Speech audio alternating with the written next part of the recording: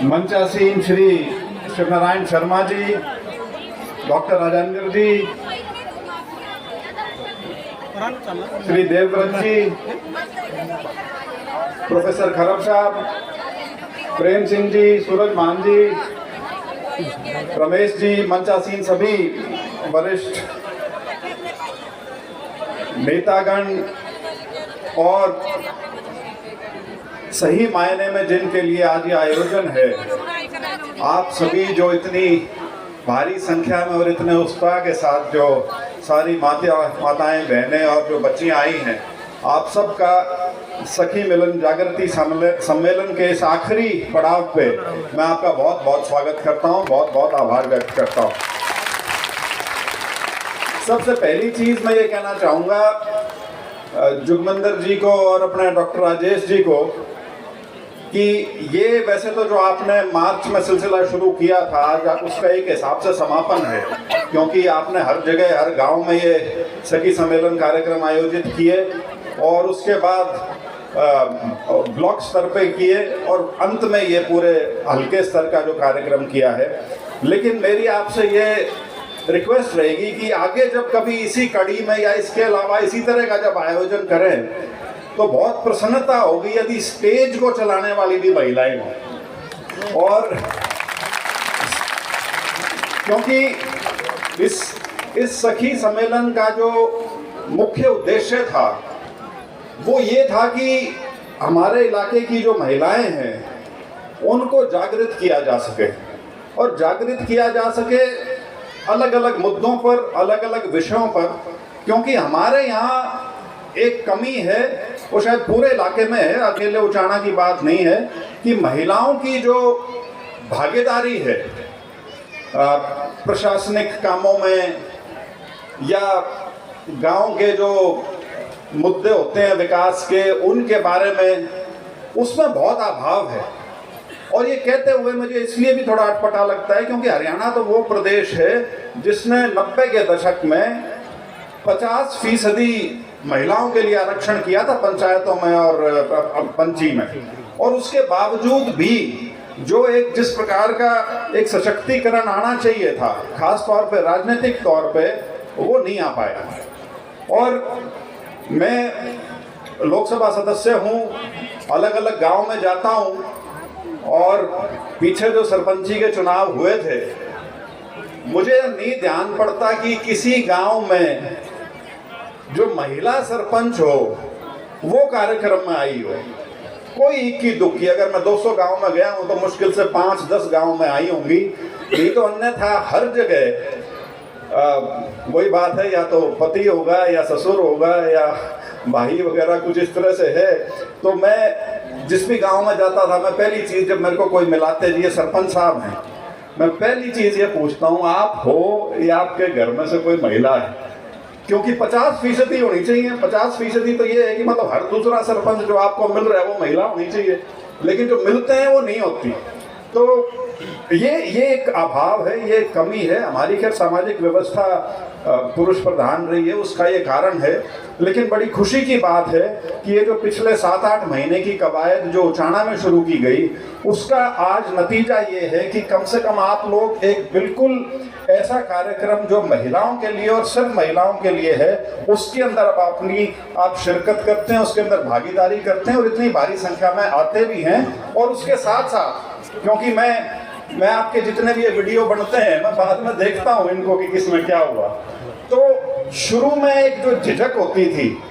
वो धीरे धीरे अब खत्म होनी शुरू हुई। अब चाहे सांस्कृतिक कार्यक्रम की बात हो, ये जो स्कूल कॉलेज की बच्चियां करती हैं, या और जो भागीदारी के कार्यक्रम हैं, वो उसमें एक जो रुचि बनती है, यही चीजें हैं जो जिससे व्यक्ति जो है वो आगे की फिर सोचना शुरू करता है। जैसे स्कूल के बच्चे हैं, आपने नोटिस किया होगा, ये एक चलन अब पिछले 10-15 साल से शुरू हुआ है कि हर स्कूल में ये प्रयास होता है कि बच्चे जो हैं वो स्टेज पे आके जरूर कुछ करें, चाहे वो स्टेज पे कोई किसी वाद विवाद प्रतियोगिता में भाग ले, या किसी सांस्कृतिक कार्यक्रम में भाग ले, या कोई बोले, कोशिश ये होती है स्कूलों की कि हर बच्चा स्टेज पे आके बोले, या स्टेज पे आके कोई अपनी परफॉर्मेंस दे, क्योंकि उसकी मंशा सिर्फ ये है कि जब स्टेज से आदमी आता है और जब अपने सामने अपने शिक्षकों को या अपने माता पिता को और लोगों को जब बैठे देखता है और उसके सामने यदि फिर वो परफॉर्म करता है, तो एक जो आत्मविश्वास की जो एक कमी होती है उसको वो पूरा किया जाता है, और ताकि बच्चा जो है वो आगे जीवन में जाके उसके वो चीज काम आ सके। ये चीज का मैं आपको एक और उदाहरण दूंगा। एक बहुत बड़ी कमी आमतौर पे क्या होती है, जब कोई बच्चे जिनकी इंटरव्यू वगैरह आती है, अब जी नंबर तो ठीक है लेकिन इंटरव्यू में बालक डरे है। उसका भी यही कारण है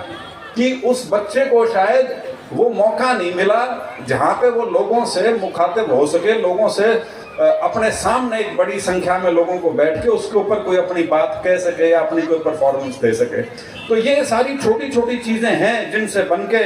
आगे बड़ी बात निकलती है। क्योंकि मुझे अभी भी ध्यान है, जब पहली बार चुनाव हुए जिसमें महिलाओं के लिए आरक्षण किया गया था सरपंची में,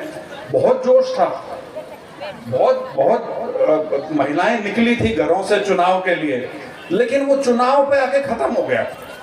उसके बाद वही सारी जो व्यवस्था है हमारी, वही उसके ऊपर आके भारी हो जाती है, उसको काबू कर लेती है। तो मेरा तो आप सभी को जो इस सखी सम्मेलन जो आपके हुए हैं निरंतर 65 गांव में, और उसके बाद 4-5 जो और किए, करीब 70 के आसपास आपने आयोजन किए हैं। पहली चीज तो इस चीज की बधाई है कि आपने ये सोचा ऐसा करने का। दूसरा इस चीज की बधाई है कि आपने इतनी मेहनत की कि इतनी संख्या में निरंतर हर गांव के हिसाब से महिलाओं ने उसमें भागीदारी करनी शुरू करी। और सबसे बड़ी उपलब्धि ये है कि मुझे नहीं पता कि हरियाणा में कोई भी ऐसा और हल्का है जहां पर इस तरह की कार्रवाई की गई है, जहां महिलाओं को, विशुद्ध महिलाओं के लिए कार्यक्रम किए गए। अब देखो कितनी सुथरी बात है, आप सब बैठी हो, ये खड़े हैं पाछे सारे के सारे, क्योंकि कार्यक्रम आपका है। नहीं तो सारी जो बैठने की जगह होती है वो हमारे भाई पुरुष ले लेते हैं, और महिलाएं बेचारी 10, 15, 20 आके और घंटा बैठ के उठ के फिर अपने काम काज के हिसाब से अपने घर चली जाती हैं। तो आप सभी जो भी इसके अंदर, खास तौर पे जितनी महिलाओं ने इसमें भागीदारी की है, खास तौर पे वो सब बहनें जिन्होंने आप सबको जोड़ने का काम किया है, ये अपने आप में एक बहुत बड़ी चीज है। क्योंकि जोड़ने का मतलब क्या है? जोड़ने का मतलब है कि आदमी को आप संगठन बनाने की शक्ति देने लग रहे हो, संगठन बनाने की शिक्षा देने लग रहे हो कि किस तरह से महिलाओं को जोड़ा जा सकता है। कई बार सिर्फ इसलिए कि भाई महिलाएं इकट्ठी हो रही हैं आप आइएगा, कई बार इस तरह से कि भाई वहाँ कुछ आयोजन होंगे, सांस्कृतिक कार्यक्रम होंगे, इस हिसाब से आइएगा। कई बार इस तरीके से कि जी कोई राजनीतिक लोग आ रहे हैं, वो अपनी बात कहना चाहते हैं, आपने उनको सुनना चाहिए, आप आइएगा। कोई भी तरीका हो सकता है। और कई बार ये भी लुभावन दिया जा सकता है कि आज कोई चुन्नी चांदी मिलेंगी या कुछ मिलेगा। तो ये सारी चीजें हैं, ये सारे ये आयोजन करने के सारे तरीके हैं, और ये धीरे धीरे आदमी को समझ में आता है और फिर उसके बाद वो परिपक्व हो जाता है। इसीलिए मैं कह रहा था कि डॉक्टर राजेश जी से भी मेरी रिक्वेस्ट है कि अगला जो कार्यक्रम करो उसका जो ये मंच संचालन है ये किसी महिला के हाथ में होना चाहिए, ताकि ये लगे कि यहाँ पूर्ण रूप से महिलाओं का ये कार्यक्रम है। क्योंकि अभी भी थोड़ी थोड़ी मेरे को भावना ये आ रही है कि ये कार्यक्रम तो महिलाओं का है, लेकिन ये हाथ में अभी भी आदमियों का ही है। तो उस कड़ी में यदि हम आगे बढ़ेंगे तो मुझे पूर्ण विश्वास है कि आपका जो समाज में जो योगदान होना चाहिए। देखिए हमारी पुरानी संस्कृति है जिसके अंदर बहुत उपलब्धि है, बहुत बड़ी बात है कि घर का संचालन, बच्चों का लालन पालन और परिवार की देख रेख जो है वो महिलाओं के हाथ में। लेकिन नया ज़माना जो है, नए ज़माने में बहुत ज़रूरी है कि महिलाओं की भागीदारी जो सार्वजनिक जीवन में है उसमें भी उतनी होनी चाहिए जितनी उसकी भूमिका अपने घर के अंदर रहती है। और इसके लिए इस प्रकार का आयोजन, इस प्रकार का संगठन और शिक्षा, ये 2-3 चीज़ें हैं जो बहुत ज़रूरी हैं। कोई ये नहीं कहता कि क्रांतिकारी बन जाओ, लेकिन इतना ज़रूर है कि आदमी को अपना एहसास होना चाहिए कि अब मैं एक और उदाहरण दूँ। वोट का। अब महिलाओं को हमारे समाज में ऐसा माना जाता है कि आदमियों ने अगर हाँ भर दी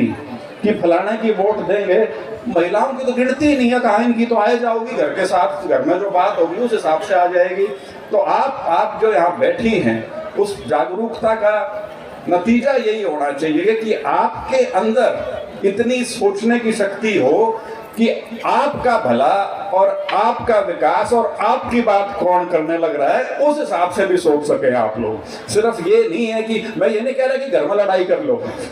वाद विवाद बहस होनी चाहिए, लेकिन जब आप उस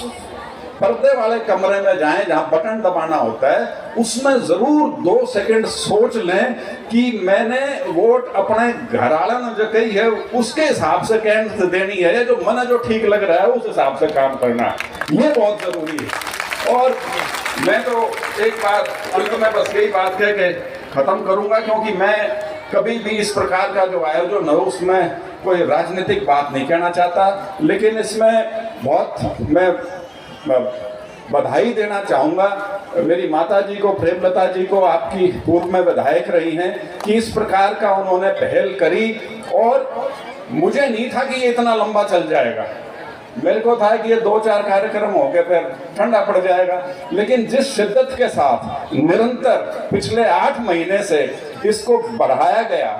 और जिसका आज ये अंतिम पड़ाव है, उसके लिए मैं उनको भी और उनके साथ जो उनकी पूरी टीम महिलाओं की थी, उनको मैं सबको बहुत बधाई देता हूं। और इसी उम्मीद के साथ कि ये आयोजन भले ही इस कड़ी का आखिरी है, लेकिन ये अन्यथा आखिरी कार्यक्रम नहीं होगा, बल्कि इससे आगे और बेहतर तरीके से हम जो महिलाओं को संगठित करने का काम है उसको आगे बढ़ाएंगे। एक बार आपको पुनः बहुत बधाई, बहुत धन्यवाद। और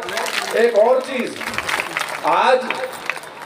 हिंदुस्तान में क्रिकेट के वर्ल्ड कप का फाइनल है और भारत उसके अंदर खेल रहा है। तो जब ये कार्यक्रम खत्म हो जाए तो मेरी महिलाओं से खास तौर पर ये इल्तिजा है कि घर जाके वो भी देखना, इन चीजों की भी जानकारी होनी चाहिए। यूं तो पता लगेगा विराट कोहली है कौन, आपको बताऊं वो कितने करोड़ का मालिक हो रहा है सिर्फ खेल खेल के। मेरे ख्याल से 2-2.5 हजार करोड़ का मालिक है वो। 2-2.5 हजार करोड़ मैंने न्यू भी नहीं बेरा, उसमें जीरो कितनी हो हैं और सिर्फ एक खेल की वजह से वो वहां पहुंचा हुआ है। तो ये जागरूकता आनी बहुत जरूरी है, ये पता लगना बहुत जरूरी है कि दुनिया में बहुत कुछ चल रहा है जिससे आप बहुत कुछ सीख सकते हो। क्योंकि अंत में जो घर में जो शिक्षा माँ अपने बच्चे को दे सकती है या जो स्कूल में टीचर दे सकता है, वही है असली मायने। बच्चे के दिमाग में जो शुरू के 5-7 साल में चीज घर कर जाती है, वही है तो निरंतर उसके साथ पूरे जीवन में रहती है। जो कहते हैं ना संस्कार 30 साल के आदमी में नहीं आते, संस्कार बालक में आया करें। बालक में आ गए तो ठीक है, सही रास्ते पर चल गया तो बहुत बढ़िया, बिगड़ गया तो उसका सीधे होने का रास्ता बहुत मुश्किल हो जाता है। तो सबसे बड़ी भूमिका जो समाज में आप निभाते हो, उसके लिए भी आपको जागरूक रहना बहुत जरूरी है, ताकि आपके बच्चे जो हैं, आपका परिवार जो है, वो सही दिशा में चले, ठीक तरह से चले। तो इन्हीं शब्दों के साथ आपका एक बार बहुत बहुत धन्यवाद। जय हिंद।